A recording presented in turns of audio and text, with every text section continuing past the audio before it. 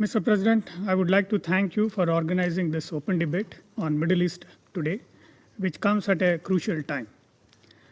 India is deeply concerned at the deteriorating security situation and large-scale loss of civilian lives in the ongoing conflict.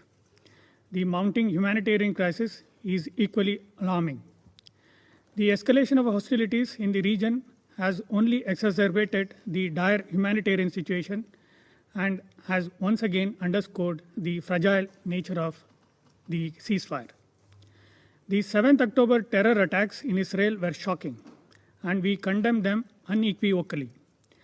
Our Prime Minister was one of the first global leaders to have conveyed his condolences for the loss of lives and prayers for the innocent victims and their families. We stood in solidarity with Israel at their moment of crisis when they were facing these terror attacks. Mr. President, we have also expressed deep shock at the tragic loss of lives at the Al-Hali Hospital in Gaza, where several hundreds of civilian casualties have occurred and thousands injured. Our heartfelt condolences to the families of the victims and prayers for speedy recovery of the injured. Our Prime Minister clearly spelled out that those involved must be held responsible. Civilian casualties in the ongoing conflict are a matter of serious and continuing concern. All parties must protect civilians, especially women and children. The unfolding humanitarian crisis needs to be addressed. We welcome the efforts of the international community for de-escalation and delivery of humanitarian goods to the people of Gaza. India has sent 38 tons of humanitarian goods, including medicines and equipment, to the people of Palestine.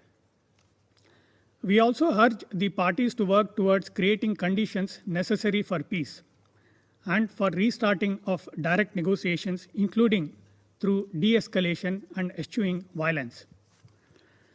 Mr. President, India has always supported a negotiated two-state solution to the Israel-Palestine issue, leading to the establishment of a sovereign, independent, and viable state of Palestine, living within secure and recognized borders side by side in peace with Israel, taking into account the legitimate security concerns of Israel. Towards this, we reiterate the need for an early resumption of direct peace negotiations. We also continue to support the Palestinian people through our bilateral development partnership, which covers a wide range of sectors, including health, education, women's empowerment, entrepreneurship, and information technology. We are also supporting grassroots Palestinian institutions in their developmental initiatives. We have supported UNRWA over decades for its humanitarian services. In these challenging times, India will continue to send humanitarian assistance to the people of Palestine. Mr. President, current escalation has once again underscored the need for immediate resumption of credible direct negotiations between Israel and Palestine. Every effort must be made to create conducive conditions for resumption of these talks. We welcome all efforts of regional and global players aimed towards restoring normalcy. To conclude, let me reaffirm India's firm commitment to achieving a just, peaceful, and lasting solution to the Israel-Palestine issue. Mr. President, before I end, there was a remark of habitual nature by one delegation referring to union territories that are integral and inalienable part of my country. I would treat these remarks with contempt they deserve and not dignify them with a response in the interest of time. I thank you.